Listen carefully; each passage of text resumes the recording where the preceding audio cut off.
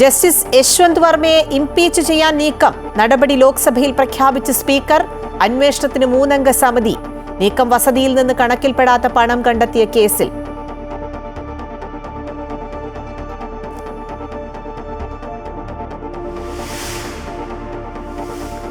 തൃശൂർ കോർപ്പറേഷനിലെ വോട്ടർ പട്ടികയിൽ വ്യാപകമായി കള്ളവോട്ട് ചേർക്കലെന്ന് കണ്ടെത്തൽ. കുട്ടനല്ലൂർ 17-ാം ഡിവിഷനിൽ ഒരു വീട്ടു നമ്പറിൽ 108 വോട്ടുകൾ വരെ. കുട്ടനല്ലൂരിലെ കൌൺസിലറും CPM നേതാവുമായ ശ്യാമള വേണുഗോപാലിന് ഇരട്ട vote.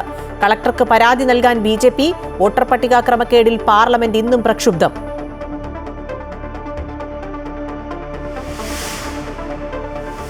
Bishop Joseph Pamplany അവസരവാദിയെന്ന MV ഗോവിന്ദന്റെ പ്രസ്താവനയ്ക്ക് മറുപടിയുമായി കത്തോലിക്ക സഭ.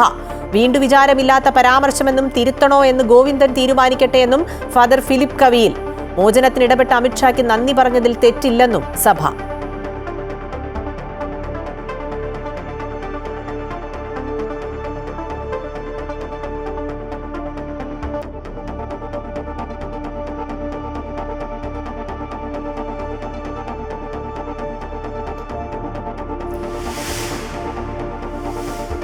നിവിൻ പോളിക്ക് ആശ്വാസം. നിവിനും എബ്രിഡ് ഷൈനുമെതിരായ വഞ്ചനാ കേസ് സ്റ്റേ ചെയ്ത് ഹൈക്കോടതി. നടപടി ആക്ഷൻ ഹീറോ ബിജു 2 സിനിമയുടെ പേരിൽ 2 കോടി രൂപ തട്ടിയെന്ന പരാതിയിൽ.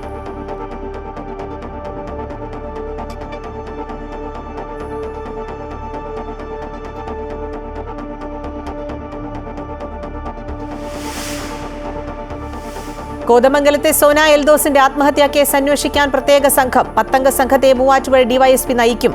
പ്രതി റമീസിനെ കസ്റ്റഡിയിൽ വാങ്ങും. ബന്ധുക്കളുടെ വിശദ മൊഴിയെടുത്ത ശേഷം കൂട്ടുപ്രതിയാക്കുന്നതിൽ തീരുമാനം.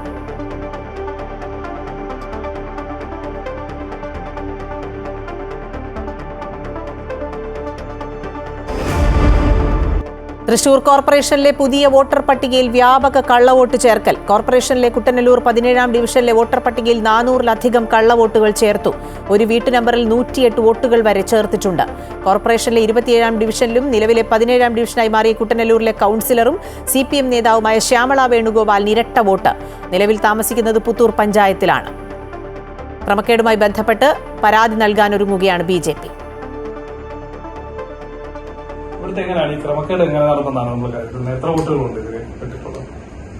ഈ കുട്ടനല്ലൂർ 17-ാം ഡിവിഷനിൽ നിലവിലെ വോട്ടർ പട്ടിക പരിശോധിച്ചപ്പോൾ കാണാൻ കഴിഞ്ഞത് ഏകദേശം 400 വോട്ടോളം, അതായത് ഒരു വീട്ടു നമ്പറിൽ തന്നെ 108 വോട്ട് വരെ ചേർത്തതായിട്ട് കാണാൻ കഴിഞ്ഞിട്ടുണ്ട്.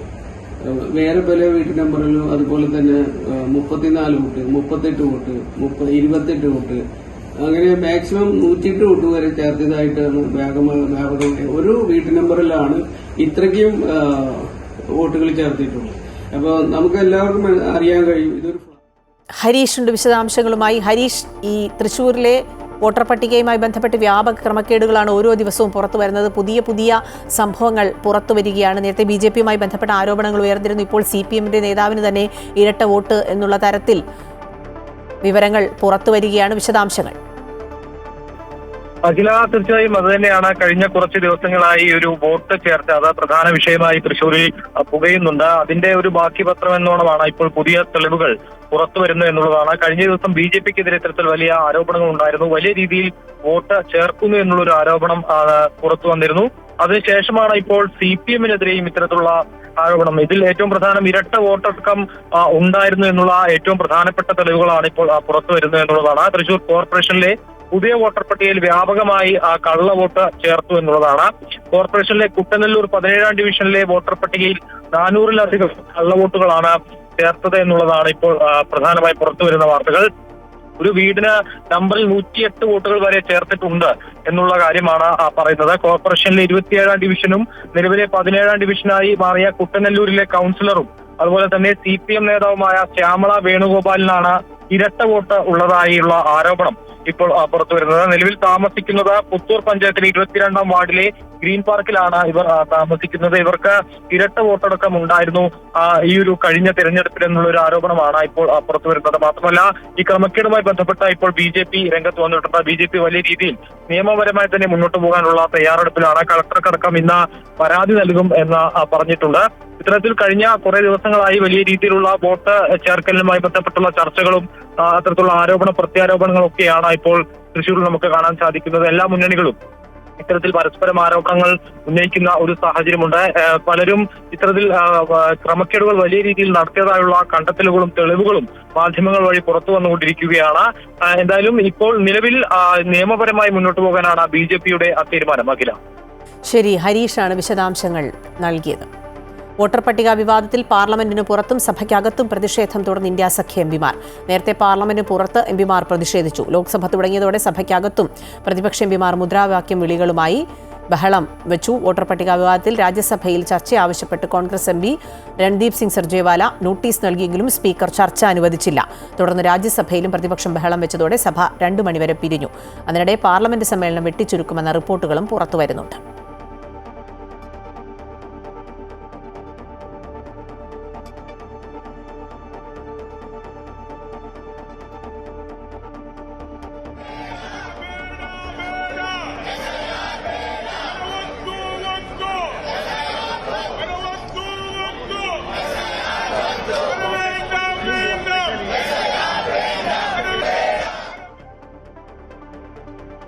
വസതിയിൽ നിന്ന് കണക്കിൽപ്പെടാത്ത പണം കണ്ടെത്തിയ കേസിൽ ഡൽഹി ഹൈക്കോടതി മുൻ ജഡ്ജി ജസ്റ്റിസ് യശ്വന്ത് വർമ്മയെ ഇംപീച്ച് ചെയ്യാൻ നീക്കം. ഇത് സംബന്ധിച്ച അന്വേഷണത്തിനായി നടപടികൾ തുടങ്ങിയതായി സ്പീക്കർ സഭയെ അറിയിച്ചു. നടപടിക്രമങ്ങൾ മുന്നോട്ടു പോകാനായി 3-അംഗ സമിതിയെ രൂപീകരിച്ചു.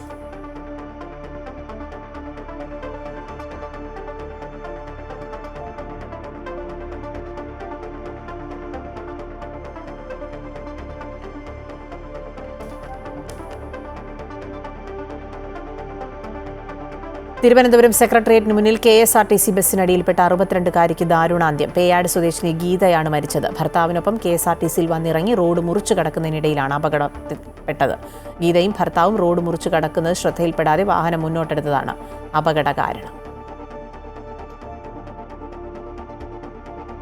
വർദ്ധിച്ചുവരുന്ന അപകടങ്ങളുടെ പശ്ചാത്തലത്തിൽ വാഹന പരിശോധന കർശനമാക്കുമെന്ന് ഗതാഗത മന്ത്രി KB ഗണേഷ് കുമാർ. ജനറൽ ആശുപത്രി അപകടത്തിൽ കാർ ഓടിച്ച വ്യക്തിക്ക് 2019 ലൈസൻസ് എങ്ങനെ കിട്ടിയെന്ന് പരിശോധിക്കുമെന്നും അദ്ദേഹം പറഞ്ഞു. എൻഫോഴ്സ്മെന്റ് എത്താൻ മാത്രമേ ഗവൺമെന്റ് കഴിയത്തുള്ളൂ. കാരണം നിയമങ്ങൾ ലംഘിക്കുകയാണ്. റോഡിലൂടെ ആളുകളും അങ്ങോട്ടും ഇങ്ങോട്ടും ഓടുന്നു. ബസ് ഓടിക്കുന്നവരും ശ്രദ്ധിക്കുന്നില്ല, മറ്റു വാഹനങ്ങൾ ഓടിക്കുന്നവരും ശ്രദ്ധിക്കുന്നില്ല. ബൈക്കിൻ്റെയൊക്കെ തന്നെ സ്പീഡ് വല്ലാതെ കൂട്ടി ഓടിക്കാം. നമുക്ക് എല്ലാ സ്ഥലത്തും ഗവൺമെൻറ്റിന് പോലീസിനെയോ അല്ലെങ്കിൽ മോട്ടോർ വെഹിക്കിൾ ഡിപ്പാർട്ട്മെൻറ്റിനെ നിയമിക്കാൻ ബുദ്ധിമുട്ടാണ്. അപ്പം നമ്മൾ തന്നെ ഒരു അച്ചടക്കം, ഡ്രൈവിംഗ് ഡിസിപ്ലിൻ എന്ന് പറയുന്ന ഒരു അച്ചടക്കത്തിലേക്ക് എല്ലാവരും പോകണം. ഓരോ ഡ്രൈവറും പോകാതെ നിവൃത്തിയുണ്ടെന്ന് എനിക്ക് തോന്നുന്നില്ല. കാരണം അത് നമ്മുടെ റോഡുകളിലെ കപ്പാസിറ്റിയേക്കാൾ അധികം വണ്ടികളാണ് ഓടുന്നത്. അപ്പോൾ അതുകൊണ്ട് നമുക്ക് അങ്ങനെ ചില പ്രശ്നങ്ങളുണ്ട്. തലശ്ശേരി ആർച്ച് ബിഷപ്പ് മാർ ജോസഫ് പാംബ്ലാനിയെ വിമർശിച്ച CPM സംസ്ഥാന സെക്രട്ടറി MV ഗോവിന്ദനെതിരെ കേരള കത്തോലിക്ക കോൺഗ്രസ് രംഗത്ത്. MV ഗോവിന്ദന്റേത് വീണ്ടുവിചാരമില്ലാത്ത പ്രസ്താവനയാണെന്ന് ഫാദർ ഫിലിപ്പ് കവിയിൽ കുറ്റപ്പെടുത്തി. MV ഗോവിന്ദന്റെ നിലപാട് ഫാസിസ്റ്റ് ശക്തികളുടേതിന് സമാനമാണെന്ന് തലശ്ശേരി അതിരൂപതയും വ്യക്തമാക്കി. കന്യാസ്ത്രീകളുടെ അറസ്റ്റുമായി ബന്ധപ്പെട്ട് മാർ ജോസഫ് പാംബ്ലാനിയുടെ പ്രസ്താവനയെ MV ഗോവിന്ദൻ ശക്തമായി വിമർശിച്ചിരുന്നു.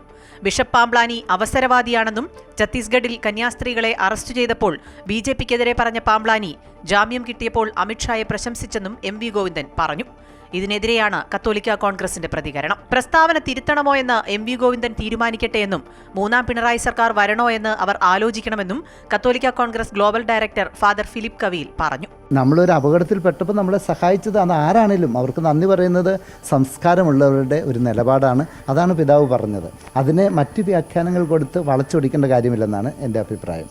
അല്ലെങ്കിൽ ഇപ്പം ഗോവിന്ദച്ചാമി പറയുന്നത് നമ്മൾ കാര്യമായിട്ട് എടുക്കുക. ആ നിലയിലേക്ക് സമുന്നതനായ ഒരു പാർട്ടിയുടെ പൊസിഷനിലിരിക്കുന്ന ഗോവിന്ദൻ മാഷ് സംസാരിക്കാൻ പാടില്ലെന്നുള്ളതാണ് ഞങ്ങളുടെയൊക്കെ അഭിപ്രായം. നേരത്തെ തലശ്ശേരി അതിരൂപതയും MV ഗോവിന്ദനെതിരെ രംഗത്ത് വന്നിരുന്നു. പാംബ്ലാനിക്കെതിരെ തരംതാഴ്ന്ന പ്രസ്താവന നടത്തിയ CPM സംസ്ഥാന സെക്രട്ടറിയുടെ നിലപാട് ഫാസിസ്റ്റ് ശക്തികളുടേതിന് സമാനമാണെന്ന് തലശ്ശേരി അതിരൂപത കുറ്റപ്പെടുത്തി. AKG സെന്ററിൽ നിന്ന് തിട്ടൂരം വാങ്ങിയ ശേഷം മാത്രമേ കത്തോലിക്ക സഭയിലെ മെത്രാൻമാർ പ്രസ്താവന നടത്താൻ പാടുള്ളൂവെന്ന സമീപനം ഫാസിസത്തിന്റെ മറ്റൊരു മുഖമാണെന്ന് രൂപത പ്രസ്താവനയിൽ പറഞ്ഞു. ഛത്തീസ്ഗഡ് വിഷയത്തിൽ കേന്ദ്ര സർക്കാരിനോട് ഇടപെടണമെന്ന സഭാ നേതൃത്വത്തിന്റെ ആവശ്യം സർക്കാർ മനസ്സിലാക്കി കേന്ദ്രം ഇടപെട്ടതിൽ നന്ദി അറിയിച്ചത് നിലപാട് മാറ്റമല്ലെന്നും രൂപത വ്യക്തമാക്കുന്നു. News desk Amrita TV. Nivin പോളിക്ക് ആശ്വാസം. വഞ്ചന കേസ് സ്റ്റേ ചെയ്ത് ഹൈക്കോടതി. ആക്ഷൻ ഹീറോ ബിജു 2 സിനിമയുടെ പേരിൽ നിവിൻ പോളിയും എബ്രിഡ് ഷൈനും ചേർന്ന് 2 കോടി രൂപ തട്ടിയെടുത്തെന്നായിരുന്നു കേസ്. അഡ്വക്കേറ്റ് രാജേഷിന്റെ റിപ്പോർട്ട് കാണാം.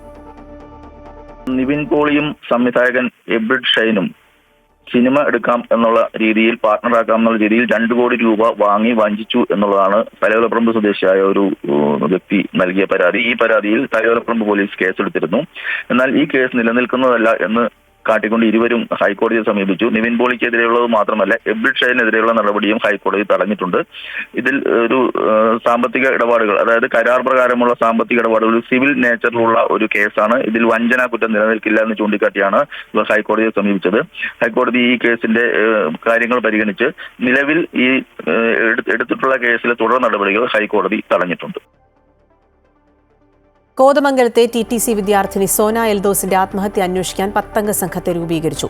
മൂവാറ്റുപുഴ ഡിവൈഎസ്പിയാണ് അന്വേഷണ സംഘത്തെ നയിക്കുക. കേസിൽ പെൺകുട്ടിയുടെ സുഹൃത്തായ റമീസിന്റെ മാതാപിതാക്കളെയും പ്രതി ചേർത്തേക്കും. റമീസിന്റെ ഉപ്പയെയും ഉമ്മയെയും ചോദ്യം ചെയ്യും.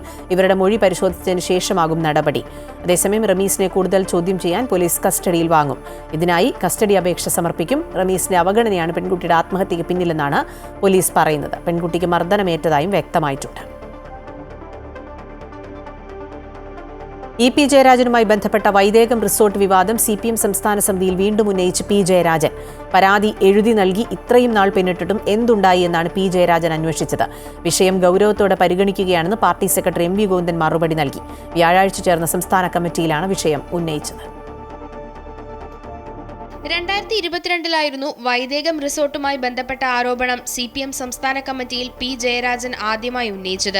CPM രാഷ്ട്രീയത്തിലേറെ വിവാദമുണ്ടാക്കിയ ആരോപണത്തെ തുടർന്ന് EP ജയരാജൻ ഇടതുമുന്നണി കൺവീനറായിരിക്കെ പാർട്ടിയുമായി കുറച്ചുകാലം അകലം പാലിക്കുകയും ചെയ്തിരുന്നു. തനിക്ക് റിസോർട്ടുമായി യാതൊരു ബന്ധവുമില്ലെന്നും ഭാര്യയും മകനും ആയുർവേദ സെന്ററുമായി ബന്ധപ്പെട്ട എല്ലാ ഓഹരിയും ഒഴിയാൻ തീരുമാനിച്ചുവെന്നുമായിരുന്നു അന്ന് EP ജയരാജൻ നൽകിയ വിശദീകരണം. ഒരിടവേളയ്ക്ക് ശേഷം വീണ്ടും റിസോർട്ട് വിവാദം പാർട്ടിക്കുള്ളിൽ തലപൊക്കുകയാണ്. ഇത്തവണയും P ജയരാജൻ തന്നെയാണ് വിഷയം ഉന്നയിച്ചത്. കഴിഞ്ഞ വ്യാഴാഴ്ച ചേർന്ന CPM സംസ്ഥാന കമ്മിറ്റിയിലാണ് P ജയരാജൻ വൈദേകം റിസോർട്ടുമായി ബന്ധപ്പെട്ട പരാതിയിൽ തുടർ നടപടി അന്വേഷിച്ചത്. 2022 ആരോപണം ആദ്യം ഉന്നയിച്ചപ്പോൾ പരാതി എഴുതി നൽകണമെന്നായിരുന്നു പാർട്ടി സെക്രട്ടറി MV ഗോവിന്ദൻ ആവശ്യപ്പെട്ടത്. എന്നാൽ പരാതി എഴുതി നൽകിയ ശേഷം ഇത്രയും നാൾ പിന്നിട്ടിട്ടും എന്ത് അന്വേഷണം നടന്നുവെന്നാണ് P ജയരാജൻ ഇപ്പോൾ ചോദിച്ചത്. വിഷയം പരിഗണിച്ചു വരികയാണെന്നാണ് പാർട്ടി സെക്രട്ടറി മറുപടി നൽകിയത്. കുറച്ച് കാലതാമസമുണ്ടായെങ്കിലും പരാതിയിൽ ഗൗരവത്തോടെയുള്ള അന്വേഷണം നടക്കുകയാണെന്ന് സംസ്ഥാന സെക്രട്ടറി മറുപടി നൽകിയെന്നാണ് വിവരം. അമൃത ന്യൂസ്, തിരുവനന്തപുരം. മുതലപ്പുഴയിൽ വള്ളം മറിഞ്ഞുള്ള മരണങ്ങൾ തുടർക്കഥയാകുമ്പോഴും അപകടങ്ങൾ തടയാനുള്ള സർക്കാർ പദ്ധതികൾ ഫലം കാണുന്നില്ല എന്ന ആക്ഷേപം ശക്തമാണ്. മത്സ്യത്തൊഴിലാളികളെ ശത്രുപക്ഷത്ത് കാണുന്ന സമീപനമാണ് സർക്കാർ കാണിക്കുന്നതെന്നാണ് അവർ ആരോപിക്കുന്നത്. മണൽത്തിട്ട മാറ്റാതെ പൊഴി മുറിക്കരുതെന്ന് ഉദ്യോഗസ്ഥരോട് ആവശ്യപ്പെട്ടിട്ടും ഉദ്യോഗസ്ഥർ അത് ചെവിക്കൊണ്ടില്ല എന്നും ഉദ്യോഗസ്ഥ ധാർഷ്ട്യമാണ് വീണ്ടും മരണം സംഭവിച്ചതിന് കാരണമെന്നും മത്സ്യത്തൊഴിലാളികൾ പറഞ്ഞു. മനുഷ്യാവകാശ കമ്മീഷനെ അടക്കം സമീപിക്കാനാണ് മത്സ്യത്തൊഴിലാളികളുടെ തീരുമാനം. മുതലപ്പുഴയിൽ നിന്നും ദേവികാചന്ദ്രൻ തയ്യാറാക്കിയ റിപ്പോർട്ടുകൾ. മുതലപ്പുഴയിൽ അപകടമരണങ്ങൾ കൂടിവരുന്ന സാഹചര്യമാണുള്ളത്.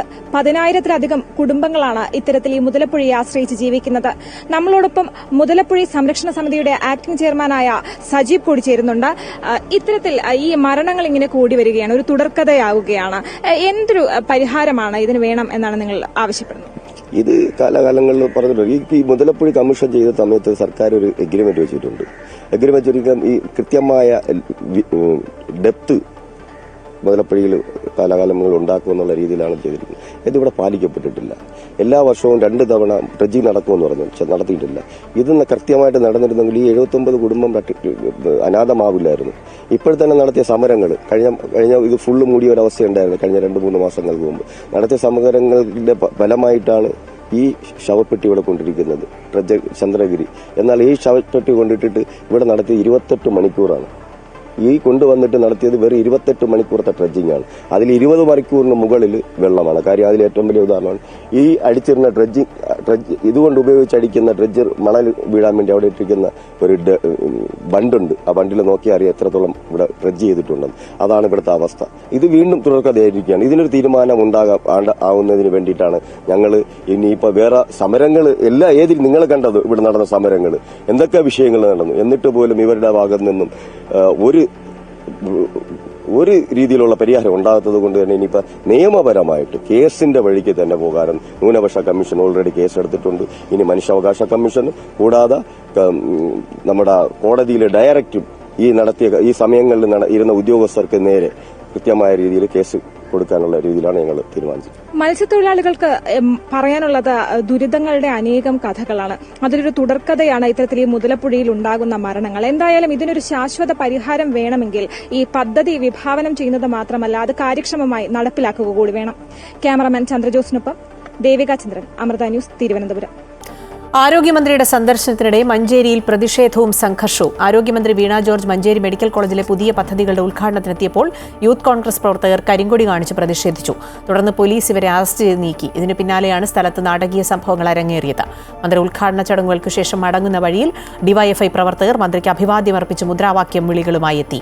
ഈ സമയം യൂത്ത് കോൺഗ്രസ് പ്രവർത്തകരും ഡിവൈഎഫ്ഐ പ്രവർത്തകരും തമ്മിൽ വാക്കുതർക്കവും ഉന്തും തള്ളും ഉണ്ടായി. പോലീസ് ഇടപെട്ടാണ് പിന്നീട് സ്ഥിതിഗതികൾ ശാന്തമാക്കിയത്.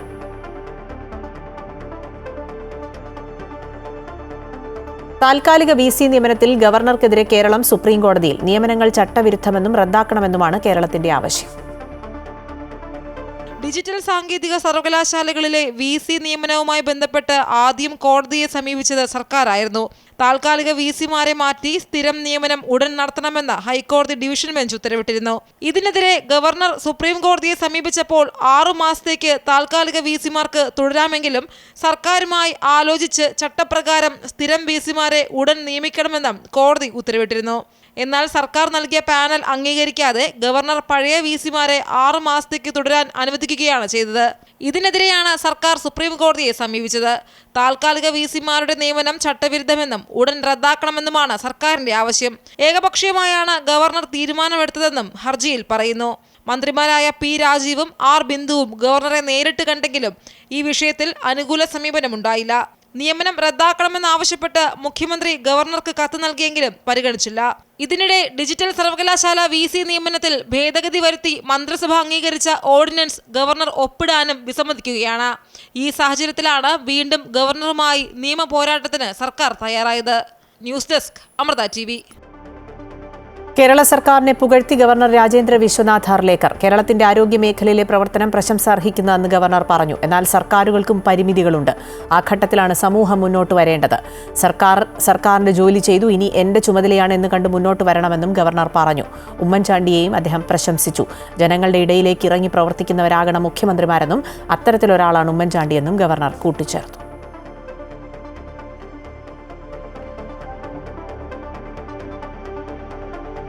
കോഴിക്കോട് തടമ്പാട്ടു താഴം ഫ്ലോറിക്കൽ റോഡിലെ വാടക വീട്ടിൽ സഹോദരിമാരെ മരിച്ച നിലയിൽ കണ്ടെത്തിയ സംഭവത്തിൽ പ്രതിയായ സഹോദരൻ പ്രമോദിന്റേതെന്ന് സംശയിക്കുന്ന മൃതദേഹം കണ്ടെത്തി. കണ്ണൂർ തലശ്ശേരിയിലെ കടലിലാണ് പ്രമോദിന്റേതെന്ന് തോന്നിപ്പിക്കുന്ന മൃതദേഹം കരയ്ക്കടിഞ്ഞത്. മൃതദേഹം തലശ്ശേരി ഗവൺമെന്റ് ആശുപത്രി മോർച്ചറിയിലേക്ക് മാറ്റി. ചേവായൂർ പോലീസ് കണ്ണൂരിലേക്ക് പുറപ്പെട്ടു. ആത്മഹത്യയെന്നാണ് പ്രാഥമിക നിഗമനം.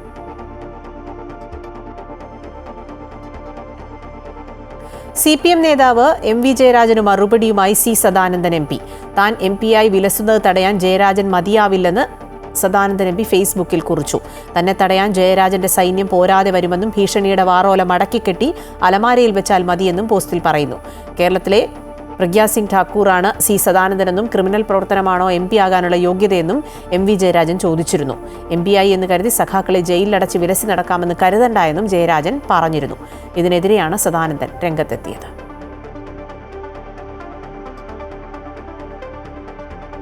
കോഴിക്കോട് മേഖല അന്താരാഷ്ട്ര ചലച്ചിത്രോത്സവത്തിൽ ശ്രദ്ധാകേന്ദ്രമായി MT പവലിയൻ. MT വാസുദേവൻ നായരുടെ സിനിമാ ഇടപെടലും ബന്ധങ്ങളും സൂചിപ്പിക്കുന്നതായിരുന്നു കൈരളി തിയേറ്റർ പരിസരത്തെ പവലിയൻ.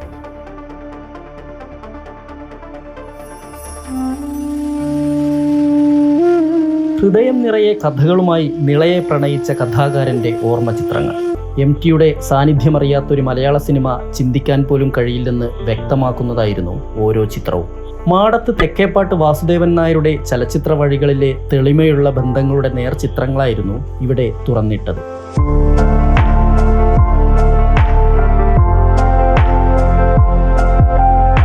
അധികം ചിരിക്കാത്ത, സംസാരിക്കാത്ത, ഗൗരവക്കാരനായ MT. ലൊക്കേഷനുകളിലും അതായിരുന്നെന്ന് പറയാതെ പറയുന്നുണ്ട് ഓരോ ചിത്രവും. ഹരിഹരനും IV ശശിയും ഭരതനും മോഹൻലാലും മമ്മൂട്ടിയുമൊക്കെയായി ലൊക്കേഷനിലെ ഇഷ്ടവട്ടങ്ങളിൽ MTയെ കാണാം. ബ്ലാക്ക് ആൻഡ് വൈറ്റിൽ നിന്ന് കളറിലേക്കുള്ള കാലഗതിയെ ഓരോ ചിത്രവും MTയിലേക്ക് അടുപ്പിക്കുന്നുണ്ട്. MT പവലിയൻ സന്ദർശിക്കാൻ നിരവധി ആളുകളാണ് എത്തുന്നത്. സാധാരണ കാണാത്ത ചിത്രങ്ങളൊക്കെയാണ് ഇതിനകത്ത് ഉൾപ്പെടുത്തിയിട്ടുള്ളത്. തികച്ചും നല്ല അക്കാഡമിക്കായ ഒരു താല്പര്യത്തോടു കൂടി നിരീക്ഷിക്കുന്ന ഒരാളെ സംബന്ധിച്ചിടത്തോളം നല്ലൊരു പ്രദർശനമാണ്. മലയാള സിനിമാ ലോകത്ത് MT എന്ന മഹാപ്രതിഭ ഇത്രത്തോളം ഇടപെട്ടുവെന്നറിയണമെങ്കിൽ ഈ ചിത്രങ്ങളിലൂടെ സൂക്ഷ്മമായി സഞ്ചരിക്കണം. നിർമാല്യവും വടക്കൻ വീരഗാഥയും പഞ്ചാഗ്നിയും താഴ്വാരവും ഒക്കെയുള്ള MTയുടെ കഥാവഴികൾ അത്രത്തോളം വിപുലമായിരുന്നെന്ന് പറയുന്ന ചിത്രങ്ങളുടെ കഥക്കൂട്ടുകൾ.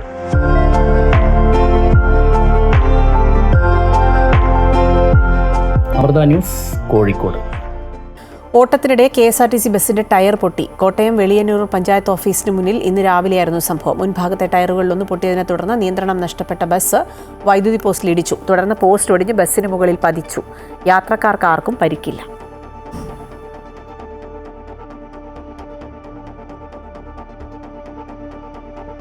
മധ്യപ്രദേശിലെ ജബൽപൂരിൽ ഇസാഫ് ബാങ്കിലെ കവർച്ചയിൽ അന്വേഷണം തുടങ്ങി ക്രൈംബ്രാഞ്ച്. ജബൽപൂരിൽ നിന്ന് 50 കിലോമീറ്റർ അകലെ ഖിറ്റോളിയിലെ ശാഖയിലാണ് ഇന്നലെ പട്ടാപ്പകൽ കവർച്ച നടന്നത്.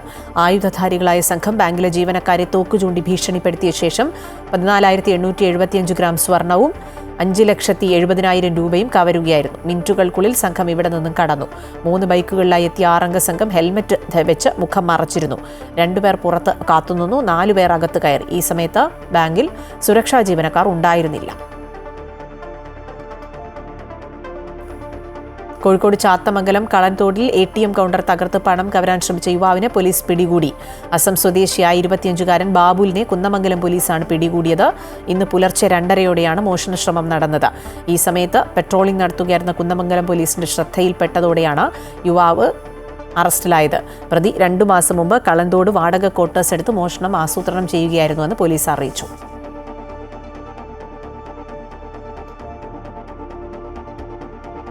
ഇടുക്കിയിലെ തേയില വ്യവസായത്തിലെ പ്രതിസന്ധി അതീവ ഗുരുതരമായി. പീരുമേട്ടിൽ 4 തോട്ടങ്ങൾ കൂടി അടച്ചു. ഇതോടെ അടഞ്ഞുകിടക്കുന്ന തോട്ടങ്ങളുടെ എണ്ണം 7ആയി. ഹെലിബറിയ ടീ കമ്പനിയുടെ ചെമ്മണ്ണ്, ഹെലിബറിയ, ചിന്നാർ, വള്ളക്കടവ് എന്നീ തോട്ടങ്ങളാണ് കഴിഞ്ഞ ദിവസം അടച്ചത്. 500-ലധികം സ്ഥിരം തൊഴിലാളികളും 200-ഓളം അതിഥി തൊഴിലാളികളും ഇതോടെ പ്രതിസന്ധിയിലായി. 4 മാസത്തോളമായി തൊഴിലാളികൾക്ക് ശമ്പളം ലഭിച്ചിട്ട് 18 മാസമായി ഇവരുടെ പ്രോവിഡന്റ് ഫണ്ടും മാനേജ്മെന്റ് അടച്ചിട്ടില്ല. നിരന്തരം 2-3 മാസം കൂടി ഞങ്ങൾ ശമ്പളം ചോദിക്കുന്ന സമയം കമ്പനി ഇങ്ങനെ പൂട്ടി തൊഴിലാളിയെ പട്ടിണിയിലാക്കുന്ന ഒരു അവസ്ഥയിലേക്കാണ് മുന്നോട്ട് പോകുന്നത്. ഇപ്പോൾ ഈ 2 മാസത്തെ ശമ്പളം നിലവിൽ ഞങ്ങൾക്ക് സ്റ്റോർ കാശ് പോലും തരാൻ ബുദ്ധിമുട്ട് ആണ് ഇപ്പം മുന്നോട്ട് നീങ്ങുന്നത്. ആ ശമ്പളം ചോദിച്ചതിൻ്റെ പേരിലാണ് ഞങ്ങൾക്ക് ഈ 4 ദിവസത്തേക്ക് മുമ്പ് നോട്ടീസ് ഇട്ടിട്ട് കമ്പനി ഇപ്പോൾ തൽക്കാലം പ്രവർത്തിക്കാൻ പറ്റത്തില്ലെന്ന് പറയുന്നത്. ഞങ്ങൾക്കിപ്പോൾ റിട്ടയർമെൻ്റ് ആയ തൊഴിലാളികൾ 150ഓളം പേരുണ്ട്. അവരുടെ ഗ്രാറ്റുവിറ്റി അടയ്ക്കുകയോ അവരുടെ ഈ PF അടച്ചാൽ മാത്രമേ അവർക്ക് ഈ പെൻഷൻ വാങ്ങിച്ച് കഴിക്കാൻ പറ്റുള്ളൂ. ഹെലിബറിയ ഫാക്ടറിയിൽ ഉൽപ്പാദിപ്പിക്കുന്ന ചിന്നാർ എന്ന പേരിൽ വിപണിയിലുള്ള തേയിലയിൽ ഗുണനിലവാരം കുറഞ്ഞ തേയിലപ്പൊടി തോട്ടമുടമകൾ കലർത്തുന്നതായാണ് തൊഴിലാളികളുടെ ആരോപണം. കൊച്ചിയിലെ ലേലകേന്ദ്രത്തിൽ നടത്തിയ പരിശോധനയിൽ തേയിലയിൽ മായം കലർന്നതായി കണ്ടെത്തി. ഇതോടെ കമ്പനിക്ക് ലേലത്തിൽ പങ്കെടുക്കാൻ കഴിയാതെ വന്നു. 4 തോട്ടങ്ങളിലെയും തേയിലക്കൊളുന്ത് വിറ്റഴിക്കാനാകാതെ വന്നതോടെ പ്രതിസന്ധി രൂക്ഷമായി. തുടർന്ന് 4 തോട്ടങ്ങളും കഴിഞ്ഞ ദിവസം പൂട്ടുകയായിരുന്നു. നിലവിൽ പ്രവർത്തിക്കുന്ന 7 തോട്ടങ്ങളും വലിയ പ്രതിസന്ധിയിലൂടെയാണ് കടന്നുപോകുന്നത്. MC Boban, Amrita news, Idukki. ഏഷ്യാകപ്പിനുള്ള ഇന്ത്യൻ ക്രിക്കറ്റ് ടീം പ്രഖ്യാപനം ഇന്നുണ്ടാകുമെന്ന് റിപ്പോർട്ട്. മുംബൈയിൽ അജിത് അഗാർക്കറുടെ അധ്യക്ഷതയിൽ സെലക്ഷൻ കമ്മിറ്റി യോഗം ഉടൻ ചേർന്നേക്കും. സൂര്യകുമാർ യാദവ് നയിക്കുന്ന ടീമിൽ ശുഭ്മാൻ ഗിൽ വൈസ് ക്യാപ്റ്റനാകുമെന്ന് സൂചനയുണ്ട്. സഞ്ജു സാംസനെ ഓപ്പണിംഗിൽ നിലനിർത്തുമോ എന്നത് ആകാംക്ഷയാണ്. അഭിഷേക് വർമ്മ, ഹാർദിക് പാണ്ഡ്യ, തിലക് വർമ്മ, ബുംറ എന്നിവരും സ്ഥാനം നിലനിർത്തും. സെപ്റ്റംബർ 10 UAEക്കെതിരെയാണ് ഇന്ത്യയുടെ ആദ്യ മത്സരം. ഓസ്ട്രേലിയ ദക്ഷിണാഫ്രിക്ക 2ാം T20 ഇന്ന് ഉച്ചയ്ക്ക് 2:45 ഓസ്ട്രേലിയ ഡാർവിൻ സ്റ്റേഡിയത്തിലാണ് മത്സരം. 1ാം T20 ഓസ്ട്രേലിയ ദക്ഷിണാഫ്രിക്കയെ 17 റൺസിന് തോൽപ്പിച്ചിരുന്നു. ഇന്ന് ജയിച്ചാൽ ഓസ്ട്രേലിയയ്ക്ക് പരമ്പര സ്വന്തമാക്കാം.